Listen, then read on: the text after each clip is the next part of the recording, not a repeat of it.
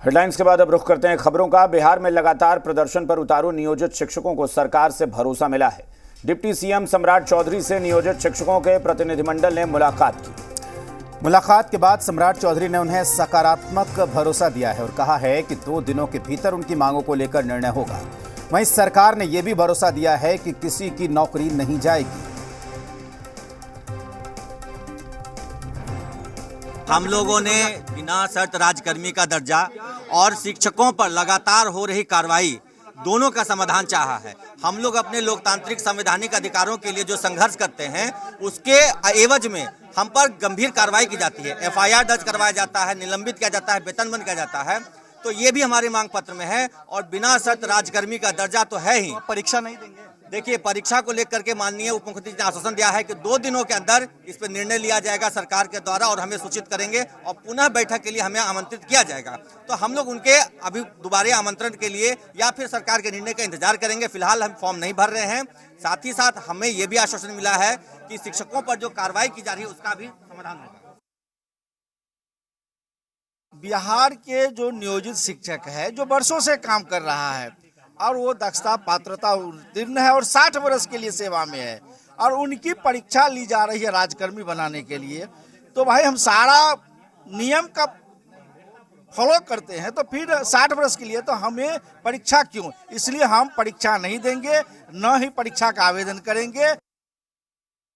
हम शिक्षक हैं, हम बिल्कुल नरम ही हैं और माननीय मुख्यमंत्री जी बिहार के मुखिया हैं, वो हम शिक्षकों के भी मुखिया हैं। हम सरकार से उम्मीद करते हैं कि आप नियोजित शिक्षकों पर जो जबरन ये सक्षमता परीक्षा विशिष्ट शिक्षक नियमावली थोपने का कार्य कर रहे हैं, आप तमाम शिक्षकों को बिना शर्त राज्यकर्मी का दर्जा देंगे। कारण कि तमाम शिक्षक जो 4 लाख हैं वो सक्षमता परीक्षा दक्षता परीक्षा पास करके ही शिक्षक बने हैं और खास करके टारगेट करके बिहार के नियोजित शिक्षकों को बार बार परीक्षा देने के लिए कहा जा रहा है। उसमें भी इस परीक्षा को देने के बाद हमको घर आप लोग भी अब नरम हो जाएंगे ना। घर से बेघर होने की बात है और कोई आर्थिक लाभ भी हमें सरकार सुन रही है, तो आप लोग भी अब शांत हो जाएंगे। नरम हमारी मांगों को पूरा कर दे, हम निश्चित रूप से शांत है। अपने हक अधिकार के लिए हम आवाज उठा रहे हैं। बहुत साधारण परीक्षा तो दे ही रहे हैं सर। सबसे पहले हमारी मांग 2006 से हम लोग बहाल हैं और उसके बाद जो चल रही है सरकार की योजना 60 साल के लिए हम लोग हैं।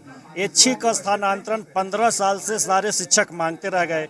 इनकी जो योजना है कि आप परीक्षा दीजिए, 3 ऑप्शन जिला का मिला है, तो हमारा न स्थानांतरण का मांग पूरा हो रहा है, न वेतन मांग। अगर कुछ मांगों को सुन लिया जाता है तो जैसे कुछ मांगे हैं, आप ऑफलाइन परीक्षा लीजिए। ऑफलाइन परीक्षा की बात हो रही है, 2 बार हो रही है, आया है। लेकिन एक जो महत्वपूर्ण मांग है, जितने भी 2006 से नियोजित शिक्षक हैं सब अपने घर में हैं, उनको क्यों इधर से उधर अनौपचारिक रूप से यहाँ से वहाँ भेज दीजिएगा। जहाँ आप लोग चाहते हैं अगर वहाँ हो तो दिक्कत नहीं। किसी भी तरह के हम लोग परीक्षा के विरोध में हैं। हम साधारण परीक्षा देने के तैयार नहीं, हम तो 12 परीक्षा देने के लिए तैयार है। सरकार हमसे परीक्षा ले, जो 2094 में बहाली हुई, 2000 में बहाल हुई, वैसा हमसे परीक्षा ले बीपीएससी से। उस सीट पर हमको बहाल करे, वो वेतनमान दे, वो हमको सुविधा दे, हम परीक्षा देने के लिए तैयार है। लेकिन ये कौन सी बात है कि मुख्यमंत्री पद से इस्तीफा देकर मुख्यमंत्री बनने के लिए मुख्यमंत्री की शपथ लिए, उसी तरह शिक्षक पद पर रहते हुए शिक्षक पद की परीक्षा देकर शिक्षक बने।